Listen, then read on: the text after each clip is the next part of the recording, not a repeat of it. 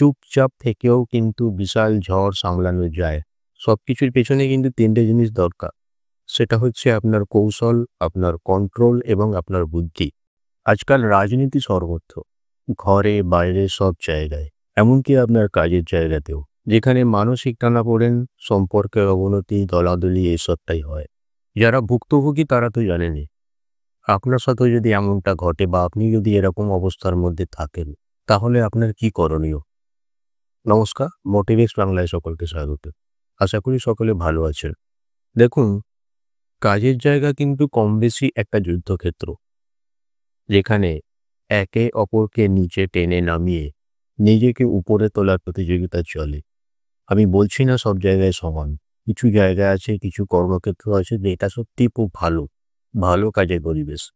কিন্তু যে সমস্ত জায়গায় ঠিক উল্টোটা থাকে, সেখানে থাকলে আপনি কি করবেন? আমার অনেক সহযাত্রীকে বলতে শুনেছি নানান রকম অসুবিধার কথা। তাদের কর্মক্ষেত্রে যে সমস্ত পরিস্থিতির শিকার তাদের হতে হয়, সেই সমস্ত কথা। যারা এই খেলায় এক্সপার্ট, তাদের যোগ্যতা না থাকলেও কিন্তু তারা আস্তে আস্তে উপর দিকে উঠে যায়, অনেক কিছু পেয়ে যায়, সুবিধা পায়, সফলতা অর্জন করে। কিন্তু যারা সেটা পারে না, এই রাজনীতি, এই কূটনীতির খেলায় নিজেকে জড়াতে চায় না বা পারে না, তাদের কাছে বিষয়টা বা তাদের কাছে এই পরিবেশটা কিন্তু অত্যন্ত অসহ্য। তাহলে এর থেকে মুক্তির উপায় কি? আসুন আজকে এরকম 10টি উপায় নিয়ে আমি আলোচনা করছি। ১ নম্বর হচ্ছে আপনি আপনার কাজটা ঠিকমতো করুন। অফিস বা কর্মক্ষেত্রে কূটনীতি, রাজনীতিতে খুব বেশি জড়াবেন না। আপনি আপনার পেশাদারিত্ব বজায় রাখুন, তাহলেই হবে। আপনার ব্যক্তিগত সম্পর্ককে কখনোই কাজের জায়গার মধ্যে টেনে আনবেন না। ২ নম্বর হচ্ছে একটা কথা আছে যে কথা কম কাজ বেশি। এই পন্থাটা কিন্তু আপনাকেও নিতে হবে। অফিসে নানা রকম গসিপ হতে পারে, নানা রকম আলোচনা হতে পারে। এ ওর নামে বলছে, সে তার নামে বলছে। এইসবের মধ্যে কিন্তু আপনি নিজেকে একদমই জড়াবেন না। আপনি আপনার কাজটা ঠিকমতো করে যান। যদি কোনো রকম গুজব হয় বা যদি কারো বিরুদ্ধে কোনো কথা ওঠে, এই ধরনের পরিস্থিতির মধ্যে কিন্তু আপনি একদমই থাকবেন না। আপনি নিরপেক্ষ থাকুন বা নিউট্রাল থাকুন। ৩ নম্বর যে বিষয়টা সেটা হচ্ছে আপনাকে সতর্ক থাকতে হবে। কারণ এই কর্মক্ষেত্র বা অফিসের যে পলিটিক্স, তার মধ্যে এমন অনেক মানুষ থাকেন যারা কিন্তু আপনার সামনে একরকম, আপনার পিছনে আরেক রকম। কাজেই সব মানুষকে অন্ধভাবে বা ব্লাইন্ডলি বিশ্বাস করাটা ঠিক না। সতর্ক থাকুন। আবার তার মানে এই নয় যে সবাইকেই সন্দেহ করবেন, সেটাও নয়। ৪ নম্বর পয়েন্ট হচ্ছে যে একটা কথা আছে দলবাজি বা গ্রুপিজম।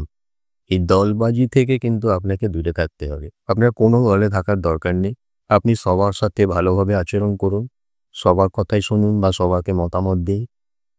কিন্তু আপনার লজিকটা যেন ঠিক থাকে। ৫ নম্বর হচ্ছে নিজের আত্মমর্যাদা বজায় রাখার চেষ্টা করুন। আপনি নিজেই বুঝতে পারবেন যে আপনাকে কে ব্যবহার করতে পারে দরকার মতো বা কে আপনাকে ব্যবহার করতে পারে না।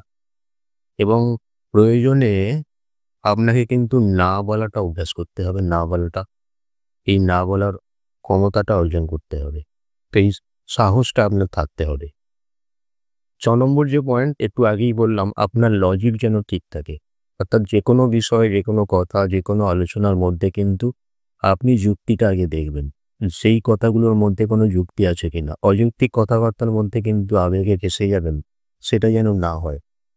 এবং কারোর বিরুদ্ধে যদি কোনো এরকম ষড়যন্ত্র হয় বা উল্টোপাল্টা বিষয় আসে, প্রসঙ্গ আসে, দরকার হলে ঊর্ধ্বতন কর্তৃপক্ষকে কিন্তু আপনি জানাতে দ্বিধাবোধ করবেন না। এটা জানাতেই হবে। ৭ নম্বর হচ্ছে আপনার দক্ষতা আপনার হাতে। আপনার দক্ষতা আপনার হাতে। আপনি যদি কাজ জানেন, আপনাকে কিন্তু কেউ ছোট করতে পারবে না। তার জন্য অবশ্যই আপনাকে প্রতিনিয়ত বা রেগুলার আপডেট করতে হবে। নিজের যে কর্মক্ষমতা, আপনি যে কাজটা করেন তাতে আপনার দক্ষতা বাড়াতে হবে। তাহলে দেখবেন আর কোনো সমস্যা হবে না, হওয়ার কথাও নয়। কারণ আপনাকে যে যাই বলুক না কেন, আপনার সাফল্যই কিন্তু এর জবাব দেবে বা কথা বলবে এর বিরুদ্ধে। ৮ নম্বর যেটা সেটা হচ্ছে অনেকেই থাকেন সহকর্মীদের দেখে একটু অহংকারী হয়ে যান।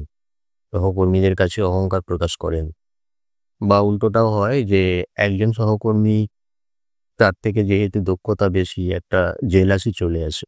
এইগুলো যতটা সম্ভব কমাবার চেষ্টা করতে হবে। আপনি সবার সাথেই ভালোভাবে কথা বলুন, নম্রতা, ভদ্রতা বজায় রাখুন।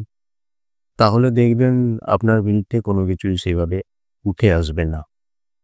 ৯ নম্বর পয়েন্ট হচ্ছে দেখবেন আপনার মনের সাথে ম্যাচ করে বা আপনার ফ্রিকোয়েন্সির সাথে ম্যাচ করে, এরকম মানুষজন আপনি নিশ্চয়ই কর্মক্ষেত্রে কাউকে না কাউকে পেয়ে যাবেন। তো সেই মানুষটিকে আপনি আপনার মনের অসুবিধার কথা বা যেকোনো সমস্যার কথা খোলাখুলি বলতে পারি। তাতে কোনো সমস্যা নেই। তাতে করে যেটা হবে, আপনার মন কিছুটা হলেও হালকা হবে। লাস্ট পয়েন্ট যেটা, সেটা হচ্ছে আপনার মানসিক সুস্থতা যেন বজায় থাকে। আপনি আপনার অফিসের কাজ কখনোই সেটা বাড়িতে নিয়ে যাবেন না। অনেক সময় সম্ভব হয় না, কিন্তু তাও বলব এটা যতটা সম্ভব কম করা যায় বা না করা যায় ততটাই ভালো। অফিসের কাজ অফিসে করুন, অফিসের সমস্যা অফিসে রাখুন। আপনার ব্যক্তিগত জীবনে যেন সেই প্রভাবটা না পড়ে। কারণ মেডিটেশন বা পরিবারের সাথে সময় কাটানো, এগুলো দিয়ে কিন্তু আপনি আপনার মানসিক সুস্থতা বজায় রাখতে পারবেন। তবে হ্যাঁ, এতগুলো যে পয়েন্ট বললাম, সবকিছুর পেছনে কিন্তু ৩টে জিনিস দরকার। সেটা হচ্ছে আপনার কৌশল, আপনার কন্ট্রোল এবং আপনার বুদ্ধি। আপনি যদি নিজের সততা, নিজের নীতি, নিজের আত্মমর্যাদা বজায় রাখতে পারেন, তাহলে আপনাকে কেউ কিন্তু কোনোদিন টেনে নামাতে পারবে না। একটা জিনিস মনে রাখবেন, সময় কিন্তু সবকিছুর জবাব দেয়। এবার আপনার সত্যতা, আপনার দক্ষতা, এইটা কিন্তু কখনোই পরাজিত হবে না। আর সবশেষে একটাই কথা, চুপচাপ থেকেও কিন্তু বিশাল ঝড় সামলানো যায়, যদি ভিতরটা থাকে শক্ত। তাই না? ভিডিওটি ভালো লেগে থাকলে অবশ্যই একটি লাইক দেবেন, আর চ্যানেলে নতুন হয়ে থাকলে সাবস্ক্রাইব করবেন। সবাই ভালো থাকুন, সুস্থ থাকুন, ভগবান সকলের মঙ্গল করুন। ধন্যবাদ। নমস্কার।